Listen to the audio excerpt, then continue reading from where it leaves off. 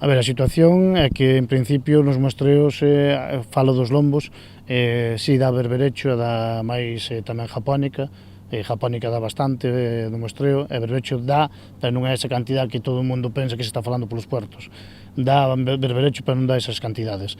Eu sempre dixen que, habendo berberecho, o que habría que empezar é a principios de outubro, polo tema de que as fábricas traballan de outubro a diciembre e despois en enero suelen parar a traballar o berberecho.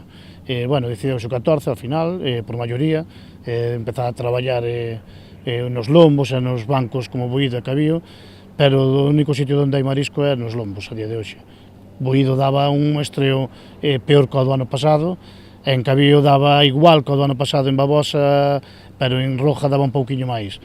Pero bueno, eu penso que a maioría da xente vai se querer aquí e vai ser unha gran afluencia que se vai querer aquí aos lombos nestes 15 días. O patrón maior rianxeiro espera que as boas expectativas suscitadas a raíz das mostraxes se cumpran e que haxa unha cantidade aceptable de berberecho e xapónica, un raio de pequena esperanza despois das pésimas campañas dos últimos anos. Sí, o berberecho creceu, alcanzou xa un tamaño comercial, a maioría del, e a japónica si hai. O que hai que mirar é agora, cando vayamos todos, como están os bancos, porque un muestreo, sabemos como é, se tes a sorte de que che cae nunha zona onde hai berberecho, parece que un muestreo que é moito mellor, que ao mellor vamos todos e ao mellor non hai nada. Iso habrá que esperar, porque en Vilanova o berberecho morreulle pola marteria, así que teremos que esperar que vayamos todos e mirar como están os bancos. O primer día sabrase.